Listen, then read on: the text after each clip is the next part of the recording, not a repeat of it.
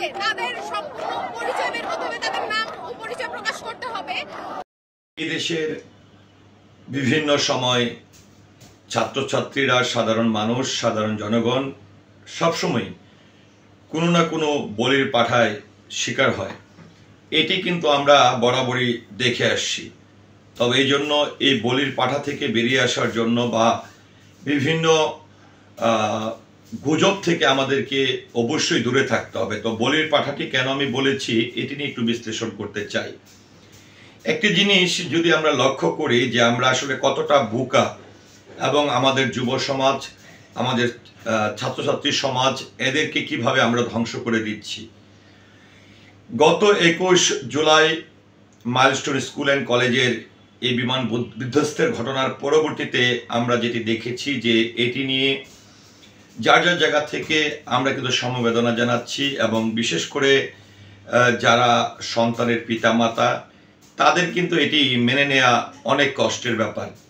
কোনোভাবেই আমরা কিন্তু নিজেদের যাদের সন্তান আছে তারা কোনোভাবেই অন্য মা বাবার সন্তান হারানোর সে বিষয়টিকে কোনোভাবেই মেনে নিতে পারছি না। তো সেই জায়গা থেকে যে বলির পাঠা শব্দটি আমি কেন ব্যবহার করলাম, যে দেখেন আমাদের দেশে যখন কোনো জাতীয় কোনো সমস্যার সৃষ্টি হয় তখনই আমাদের যারা সাধারণ মানুষ রয়েছে আমরা যদি কোনো একটি দাবি আদায়ের লক্ষ্যে লড়াই করি বা দাবি জানাই, তখন এটার সঙ্গে স্বার্থবাদী কিছু মানুষ এসে যুক্ত হয়ে এটার মধ্যে একটা বিশৃঙ্খলা পরিস্থিতি তৈরি করে এবং সারা দেশ জুড়ে একটা অরাজকতার সৃষ্টি করে, যাতে করে এই দেশটা অনেকটা অচল হয়ে পড়ে। এটি কিন্তু আমাদের জন্য খুবই দুঃখজনক একটা ব্যাপার।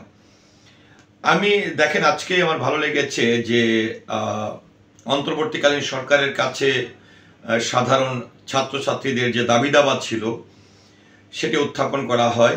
উত্থাপন করার পরে তাদের দাবি দাবা মেনে নেওয়ার আশ্বাস দেয় সরকার, যার ফলশ্রুতিতে কিন্তু মাইলস্টোন স্কুল অ্যান্ড কলেজের যে শিক্ষার্থীরা ছিল তারা কিন্তু তাদের যে আন্দোলনটি ছিল সেটি তুলে নিয়েছেন।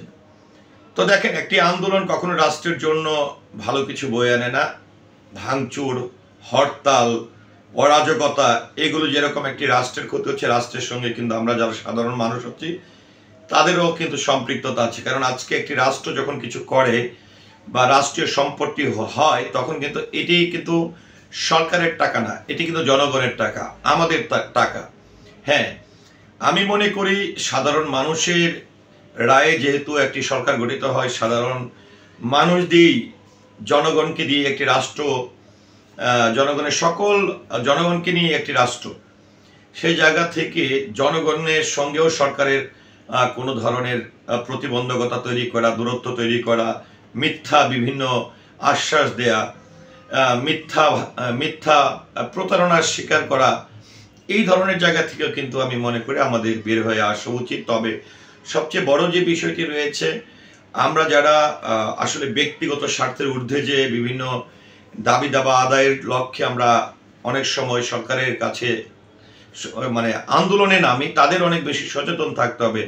কারণ আমরা যেন বলির পাঠা না হই। কারণ আমরা বরাবরই দেখি একটি রাষ্ট্রকে সুন্দরভাবে গঠন করার জন্য, একটি রাষ্ট্রকে সুন্দরভাবে এগিয়ে নিয়ে যাওয়ার জন্য, আমরা শান্তিপূর্ণভাবে বেঁচে থাকার জন্য, আমাদের অধিকার আদায়ের জন্য সাধারণ মানুষই কিন্তু প্রথমে এগিয়ে আসে। পরবর্তীতে কিন্তু এটির মধ্যে কিছু অসাধু মানুষ, কিছু অসাধু ব্যক্তিবর্গ যেটিকে বলবো, বা রাজনৈতিক কিছু বিষয় কিন্তু সেখানে ইনভলভ হয়ে যায়, এতে করে কিন্তু প্রচুর পরিমাণে রাষ্ট্রীয় ক্ষতিও হয়ে থাকে।